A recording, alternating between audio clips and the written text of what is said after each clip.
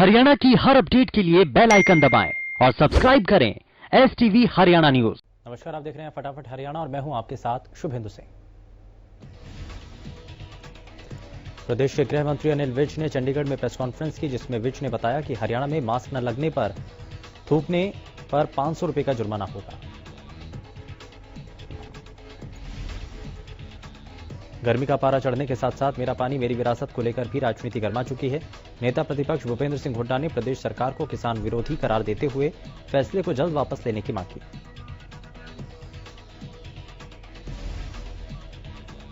हुड्डा ने कहा कि अगर सरकार लॉकडाउन तक फैसला वापस नहीं लेती तो वो 1 जून को प्रेस कॉन्फ्रेंस कर कुरुक्षेत्र से प्रदेशव्यापी प्रदर्शन शुरू करेंगे।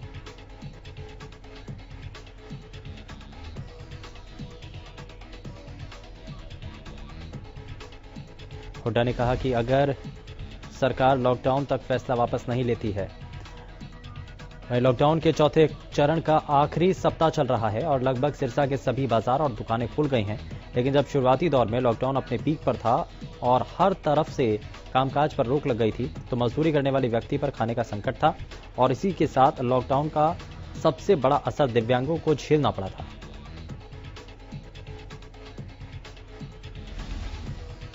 सिरसा के विधायक गोपाल कांडा और उनके अनुज गोविंद कांडा की ओर से लोगों की सेवा और विशेष तौर पर दिव्यांगों और उनके परिवारों के लिए की गई सेवा का लोगों ने आभार जताया।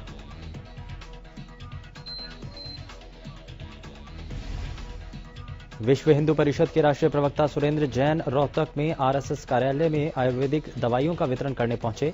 इस दौरान उन्होंने राहुल गांधी पर कटाक्ष किया।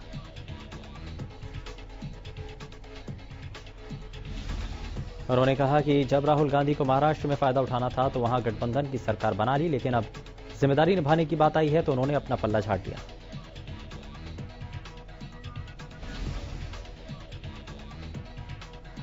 उन्होंने कहा कि आज पूरा देश कोविड-19 की लड़ाई एकजुट होकर लड़ रहा है, लेकिन महाराष्ट्र सरकार इस लड़ाई को लड़ने में विफल रही है। लॉकडाउन 4 में मिली छूट के बाद साइबर सिटी में कोरोना के मामले लगातार बढ़ रहे हैं। बीते 8 दिनों में आंकड़ों पर नजर डाली जाए तो यहां कोविड-19 के मामलों में लगातार बढ़ोतरी हो रही है। कोरोना मामलों के ताजा आंकड़ों ने प्रशासन की चिंता और ज्यादा बढ़ा दी है। साइबर सिटी में एक साथ सामने आए 33 संक्रमित मामलों के बाद प्रशासन और भी ज्यादा सतर्क हो गया है। एसीपी क्राइम की माने तो अति जरूरी सेवाओं में तैनात पुलिसकर्मियों को सुरक्षा संबंधी तमाम उपकरण मुहैया करवाए गए हैं, लेकिन जब इतने मामले सामने आए तो दोबारा से समीक्षा कर बेहतर से बेहतर उपकरण उपलब्ध करवाने के लिए प्रयास किए जा रहे हैं। पलवल जिले में कोरोना के 2 नए मामले सामने आए। यहां एक महिला और उसके 8 साल के बच्चे का कोरोना टेस्ट पॉजिटिव मिला है।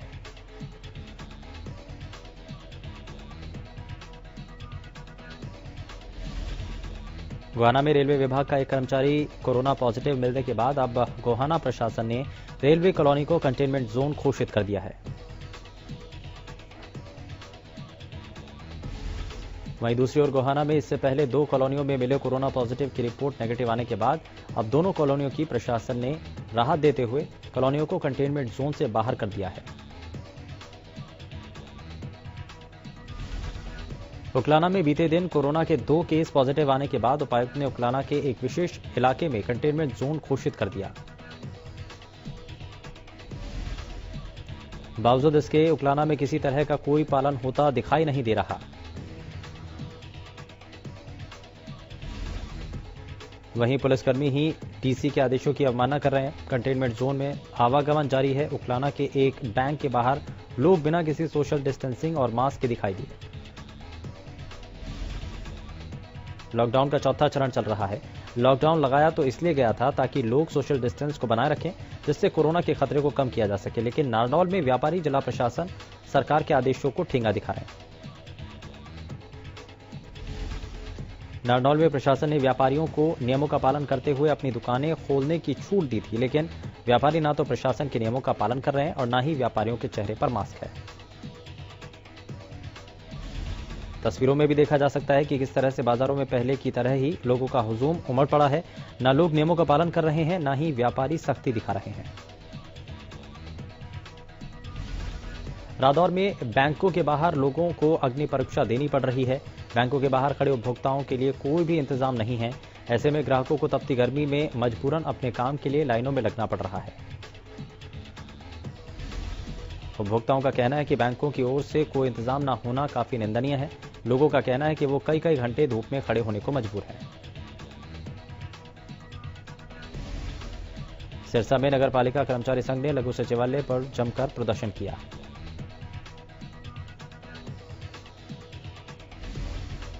कर्मचारी मार्केट कमेटी के दमकल विभाग के कर्मचारियों को पेरोल में शामिल किए जाने की मांग लगातार कर्मचारी कर रहे हैं। कर्मचारियों ने अल्टीमेटम दिया कि अगर 4 जून तक मांगे नहीं मानी गई तो अनिश्चितकालीन आंदोलन शुरू किया जाएगा। फतेहाबाद में मेरा पानी मेरी विरासत योजना को लेकर कांग्रेस लघु सचिवालय के बाहर धरना प्रदर्शन किया। लघु सचिवालय के बाहर कांग्रेस ने सांकेतिक धरना दिया।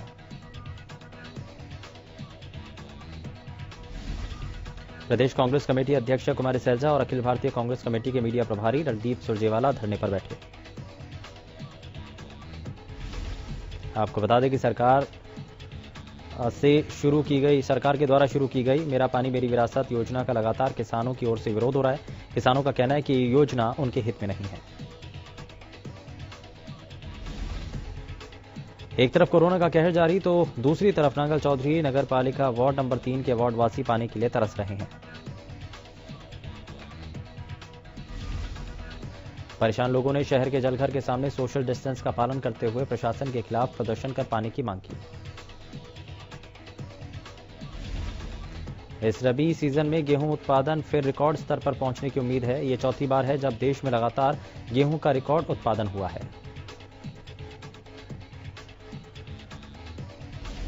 इस उपलब्धि के पीछे करनाल स्थित देश के एकमात्र गेहूं अनुसंधान संस्थान द्वारा विकसित गेहूं की उत्तम किस्मों का अहम योगदान रहा है। देश में इस साल गेहूं खेती का रकबा बढ़ने की वजह से भी गेहूं का रिकॉर्ड उत्पादन होने का अनुमान लगाया गया था। राष्ट्रीय गेहूं अनुसंधान संस्थान के निदेशक डॉक्टर ज्ञानेंद्र प्रताप सिंह ने बताया कि जनवरी के आखिर तक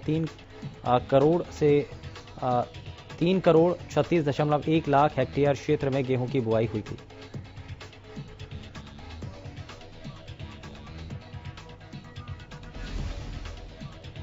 हरियाणा सरकार की ओर से रतिया क्षेत्र में धान पर पाबंदी लगाने के फैसले के खिलाफ रतिया क्षेत्र में किसानों को जागरूक करने के लिए किसानों की विभिन्न कमेटियों द्वारा संयुक्त रूप से बनाई गई खेती बचाओ संघर्ष समिति में दरार पैदा हो गई है। 2 दिन पहले सफलतापूर्ण तरीके से संघर्ष के बाद खेती बचाओ संघर्ष समिति के कई सदस्यों ने बैठक कर मनदीप सिंह को खेती बचाओ संघर्ष समिति के संयोजक पद से हटा दिया।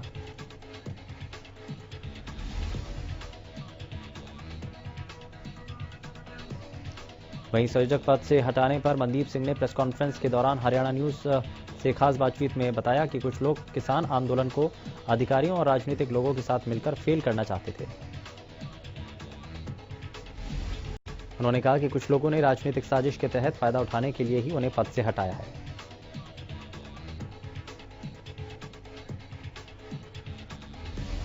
सोनीपत में मानवता को शर्मसार कर देने वाली घटना सामने आई। यहां एक निजी अस्पताल में 2 जुड़वा बच्चियों का जन्म हुआ।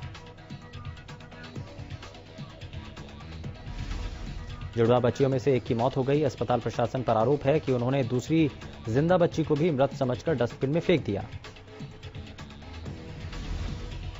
वहीं आखिर में हारकर युवक ने पुलिस को सूचना दी, तब जाकर डॉक्टरों ने बच्ची को इलाज के लिए भर्ती किया, लेकिन तब तक बच्ची मौत के आगोश में समा चुकी थी। फतेहाबाद के गांव गाजूवाला में जमीनी विवाद को लेकर 2 गुट आपस में भिड़ गए। मारपीट के दौरान एक गुट के 8 शख्स गंभीर रूप से घायल हो गए।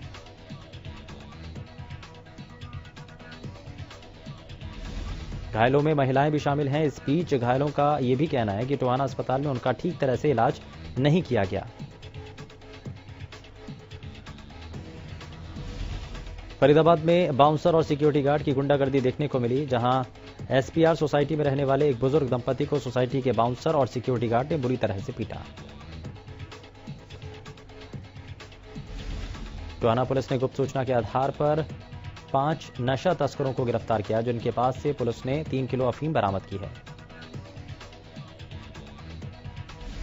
फरीदाबाद में बाउंसर और सिक्योरिटी गार्ड की गुंडागर्दी देखने को मिली, जहां एसपीआर सोसाइटी में रहने वाले एक बुजुर्ग दंपति की सोसाइटी के बाउंसर और सिक्योरिटी गार्ड ने उनको बुरी तरह पीटा।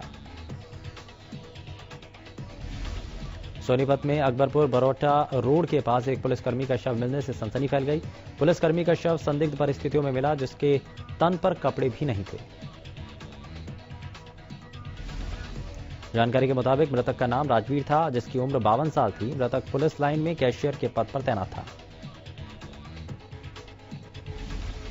कुरुक्षेत्र की बाखड़ा नहर में मंगलवार को महिला का शव मिला, जिससे पूरे इलाके में सनसनी फैल गई। सूचना पाकर मौके पर पहुंची पुलिस ने शव को कब्जे में लेकर जांच शुरू कर दी है। करनाल के गांव शेखपुरा में विवाहिता की संदिग्ध मौत हो गई।